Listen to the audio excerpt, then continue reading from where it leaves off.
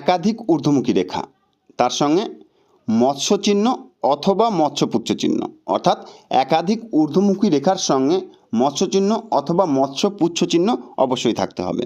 মৎস্য চিহ্ন কিছু কিছু সময় এমনভাবে দেখা যায়, আবার কিছু কিছু সময় ঠিক এইভাবেও সৃষ্টি হয়, কিছুটা ঘুড়ির আকৃতি নিয়ে।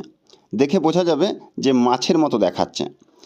আর মৎস্যপুচ্ছ চিহ্ন আয়ুরেখার নিচের দিকে দুভাগে বিভক্ত হয়ে নিচটা ঠিক এইভাবে আটকে যায়, মাছের লেজের মতো দেখায়। আবার কখনো কখনো দুটি রেখার দ্বারা এইভাবে সৃষ্টি হয়ে নিচের দিকটা আটকে যায়, অর্থাৎ মাছের লেজের মতো দেখাচ্ছে কিনা সেটা ভালোভাবে অনুমান করতে হবে। যদি এই ধরনের সংকেত আপনার হাতে থাকে, তাহলে আপনার বর্তমান পরিস্থিতি যাই হোক না কেন, আপনি খুব তাড়াতাড়ি নিজের ভাগ্যকে পরিবর্তন করতে চলেছেন, অর্থাৎ আপনি নিজের ভাগ্যকে উন্নতির দিকে নিয়ে যেতে চলেছেন।